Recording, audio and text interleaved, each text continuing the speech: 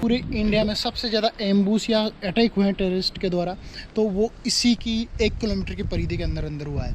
जय हिंद दोस्तों, स्वागत है आपका आपके अपने चैनल वंडरलस्ट स्पैरो पर, जहां आप देख सकते हैं new travel and exploration videos. तो अभी हम 3 दिन से श्रीनगर में थे और आज रुखसत का समय आ गया, तो अभी हम निकलेंगे अनंतनाग के लिए। लेकिन जाने से पहले मैं अयाज भाई से मिला देता हूँ। ये होटल शेल्टर के जो हैं ओनर है। अयाज भाई से अपना नंबर शेयर कर देंगे प्लीज। डेफिनेटली, मेरा नंबर 9797910358 है। तो अगर आप श्रीनगर आ रहे हैं, कुछ भी आपको हेल्प चाहिए या कुछ भी इन्फॉर्मेशन चाहिए, अयाज भाई बहुत ज़्यादा एक्टिव हैं और रेडी हैं। इनके काफ़ी अच्छे सोर्सेज हैं पूरे कश्मीर और लद्दाख वैली में। बैकपैकर्स के लिए तो स्पेशली काफ़ी हेल्पफुल होने वाला है। Thank you so much, thank you. और मिलेंगे फिर दोबारा।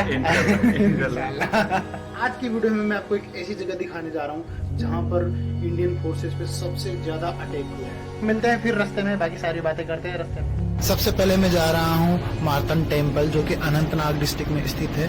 उसके बाद में मैं जाऊँगा पहलगाम में स्थित बेताब वैली को कवर करने के लिए। मैं अभी खड़ा हूँ मार्तन सन टेम्पल। वो शायद इतिहास में भुला दिया गया है और इसका बिल्कुल भी संरक्षण नहीं किया जा रहा है। बिल्कुल जर्जर हालात में, टूटी फूटी हालात में। मैं आपको विजिट कराता हूँ। शायद गवर्नमेंट ऑफिशियल्स को इस पे ध्यान देने की ज़रूरत है। और तो और यहाँ पर आने के लिए आपको रास्ता भी मिलना बहुत मुश्किल हो जाएगा। अनंतनाग में तो कोई इसके बारे में जानता भी नहीं है। कोई बूढ़े बुजुर्ग कोई 1-2 आपको रास्ता बता देना, कोई जानता नहीं है। किसी जवान से पूछ लोगे तो वो बोलेगा कि ये काफिरों का है, इसको हमको यहाँ पर ऐसा कुछ जगह ही नहीं है, सारा का सारा। तो मेरे ख्याल से इसकी संरक्षण की बहुत सख्त जरूरत है। बाकी का मैं आपको आगे लेके चलता हूँ। यह है हिंदुस्तान का सबसे पुराना सूर्य मंदिर। 8वीं शताब्दी में यहाँ के हिंदू राजा ने इसको बनवाया था, लेकिन उसके बाद में जो मुगल राजा हुए उन्होंने इसको तोड़ कर नष्ट कर दिया। इधर से इसका पूरी परिक्रमा की जाती है, तो परिक्रमा का रास्ता बना रखा है। यहाँ पर तो अभी यहाँ के जो स्थानीय लोग हैं, इसको उन्होंने कपल गार्डन बना रखा है। ये जल कुंड है जिसमें जल भरता है, अभी भी भरता है खैर, लेकिन मैनेज नहीं होता। वो यज्ञ कोठी है, उधर लोग शराब पी रहे हैं बैठ के और मांस मदिरा का सेवन हो रहा है। ये देखो, लोग अभी भी यहाँ से पत्थर उठा के लेके जा रहे हैं।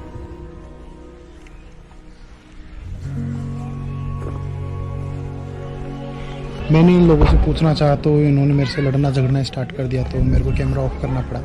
लेकिन वो इन पत्थरों को उठा के नीचे किसी निर्माण में लेके जा रहे हैं। यहाँ पर कोई गार्ड नहीं है, कोई भी नहीं है। बड़ी दुखद स्थिति है यहाँ की। है मंदिर का मुख्य द्वार, और सबसे पहले आपको अर्ध मंडप दिखाई दे रहा होगा, उसके बाद में पूर्ण मंडप। तो जो पूर्ण मंडप होता है या मुख्य मंडप होता है, उसके तरफ एक तरफ जय होता है और एक तरफ अजय। ये 2 मूर्तियां लगी होती है भगवान विष्णु के रूप की, और सूर्य के अलग होती है।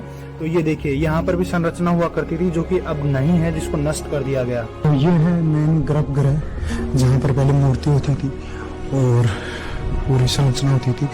अभी तो केवल एक इसको यहाँ पर पिकनिक स्पॉट बना दिया गया है। ये मूर्तियां विखंडित मूर्तियां, मतलब सोचिए इनको कुरेद के नष्ट किया गया है। कितनी नफरत होगी ना इसको खत्म करने वाले के मन में। ये लेंटर मेरे ख्याल से अभी नया डाला गया इसमें। अभी तो क्या, पहले 20-25 साल पहले डाला गया होगा जब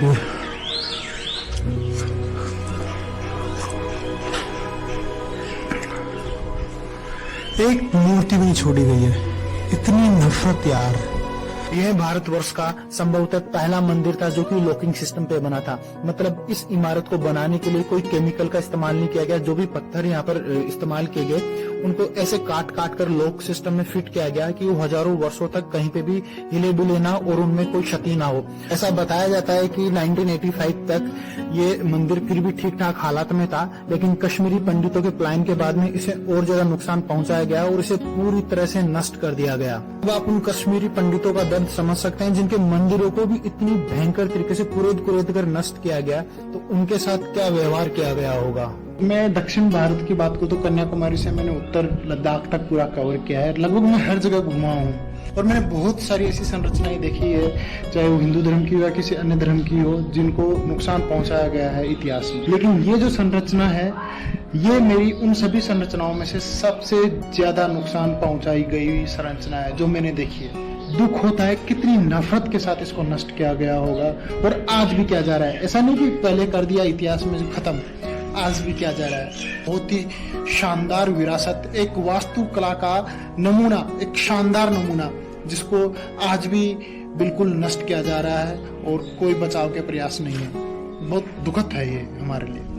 ये कुछ हिंदू लोग हैं जो रास्ता बंद होने के कारण लंबी इसकी परिक्रमा कर रहे हैं, बंगाल से हैं। अब मैं आगे बढ़ रहा हूँ पहलगाम की तरफ और वहाँ पर मैं कवर करूँगा बेताब वैली को। पहलगाम वहीं जहाँ से अमरनाथ यात्रा शुरू होती है। जिन भाइयों ने अमरनाथ यात्रा कर रखी है उन लोगों को यहाँ की खूबसूरती के बारे में बहुत अच्छे से पता होगा। पहलगाम से बेताब वैली पहुँचने के लिए बहुत लंबा जाम लगा हुआ है। शाम के 4 बज चुके हैं, फिर भी यहाँ पर बहुत लंबा जाम है। और तो और मैं 3 किलोमीटर कवर कर चुका हूँ, ये जाम ऐसा ही है। ये जो पीछे देख रहे हैं ना, ये है बेताब वैली और कम से कम अभी नीचे 2,500 से 3,000 आदमी। और आपने अभी वीडियो में देखा होगा कितना ट्रैफिक था रास्ते में। 4 किलोमीटर का ट्रैफिक जाम लगा हुआ था, मतलब 4 किलोमीटर तक गाड़ी की लाइन लगी हुई थी। मैं सोच रहा हूँ ये तो शाम का हाल है, सुबह दोपहर में यहाँ पर क्या होता होगा। मतलब पूरी की पूरी वादी जो है ना आदमियों से भरी हुई है। भाई क्या वादी रही, वो तो आदमी हो गए सारे सारे। खैर हम शाम को पहुंचे यहाँ पर, सही समय तो नहीं बोलूंगा लेकिन ठीक है। चलिए नीचे चलते हैं और फटाफट में इसको एक्सप्लोर कर लेते हैं। मतलब मैं आपको डायरेक्ट वीडियो दिखाऊंगा, कोई बीच में रामायण नहीं, कोई फेस वेस नहीं, सीधा सीधा जो व्यूज है ना वो दिखाता हूँ आपको। हालांकि हो सकता है मुझे 1 घंटे का यहाँ पे वेट करना पड़ेगा भीड़ सकता है, बट आप लोगों के लिए व्यू में बनाऊंगा।